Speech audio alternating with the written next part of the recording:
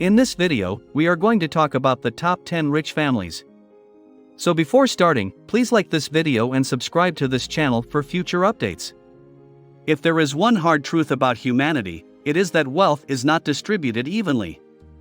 For as long as humans have used the money to exchange goods and services, there have been those who have managed to amass a sizable amount of legal tender, fairly or not. While the families of long-forgotten kingdoms and empires were wealthy, their wealth paled in comparison to the titans of the wealth of the 20th and 21st centuries.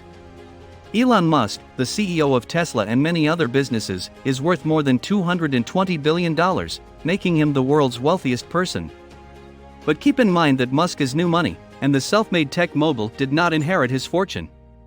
Likewise, fellow tech titan Jeff Bezos, whose cash hoard is worth more than $160 billion. Instead, consider the family wealth of the world's top 10 wealthiest families, who collectively own more than $1.5 trillion. Number 10. The Burringer and von Bombach families. Now we're getting down to business with some serious cash. Albert Burringer, a humble druggist, founded a company that sold tartar and other dental adhesives in 1885.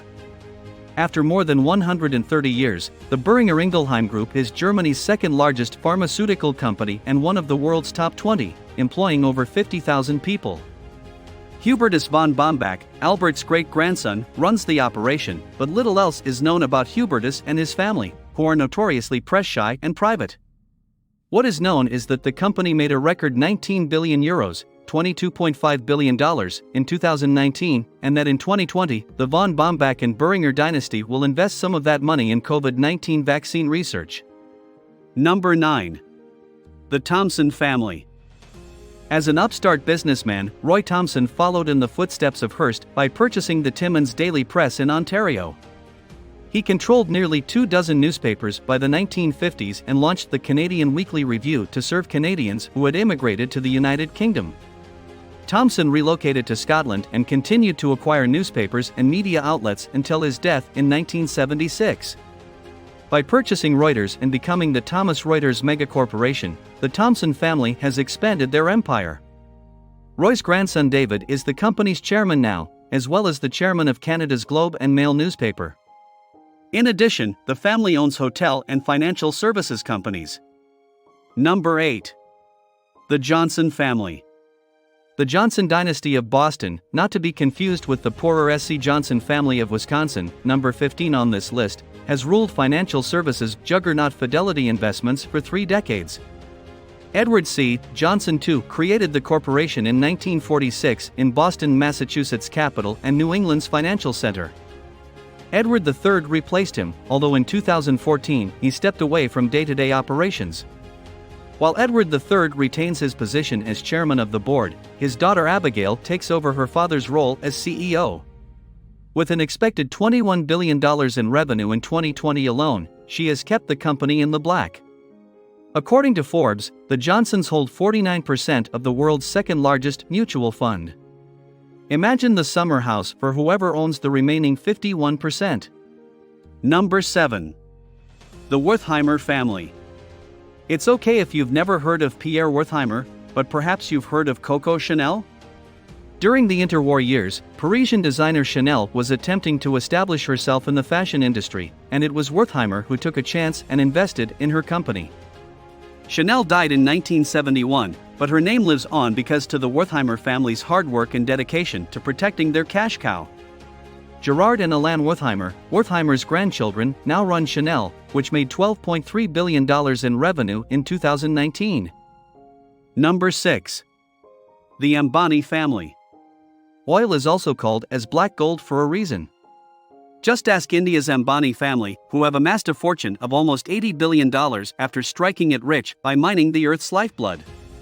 Dhirubhai Ambani began his career as a gas station attendant, but instead of accepting his fate, he established Reliance Commercial Corporation.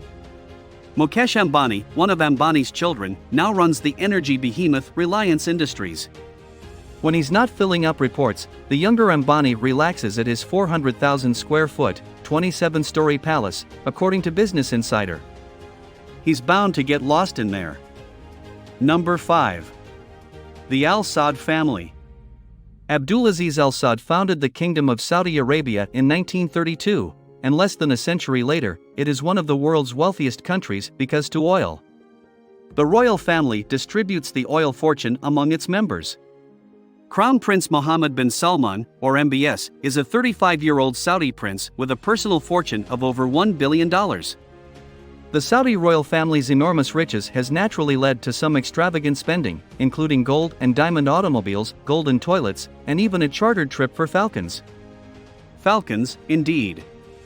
Number 4. The family of the Dumas, Hermes. As was recently said by the Wertheimers, the fashion and luxury industries generate a significant amount of revenue. However, not even the Chanel empire can stack its mile-high tower of cash as high as the Dumas family, who owns the ultra-chic fashion firm Hermes.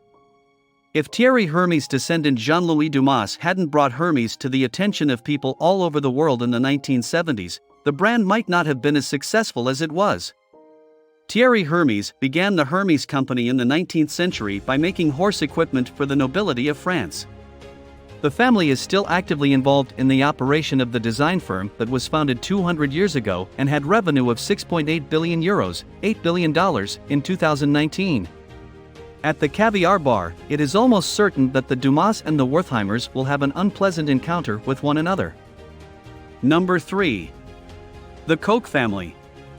The Koch family of Kansas is the most prosperous member of the trio of American families that make up the top 3 wealthiest families in the world. David and Charles Koch, whose surname is pronounced Koch, have skyrocketed their family's oil business to the point where it now brings in more than $115 billion in annual revenue. They did this by taking over their father's business and expanding it.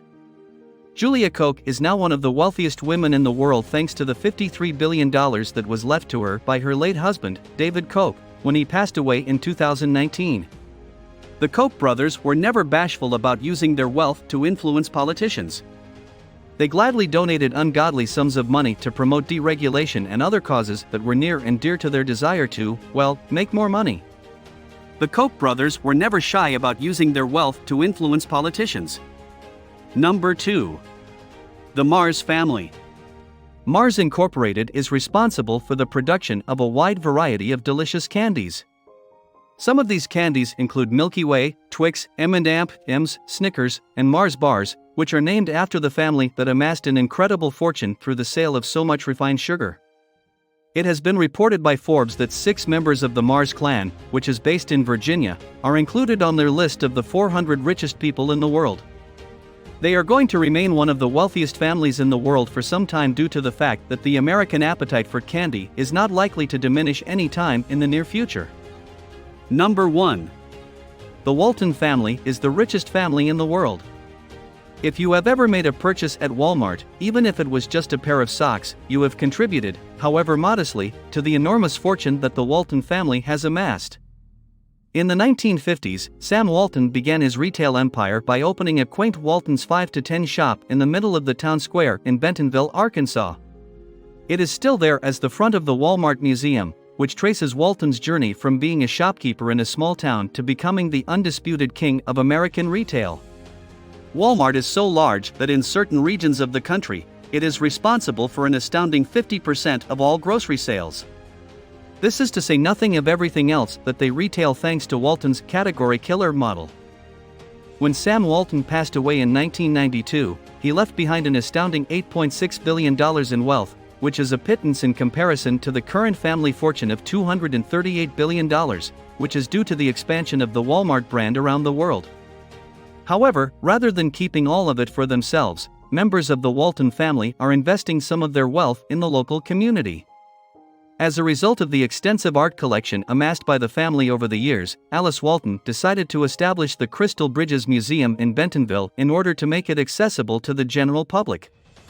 In addition, the Walton Family Foundation maintains its support of philanthropic organizations all throughout the world.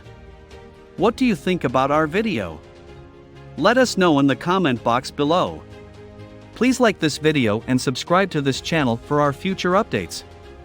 Thank you.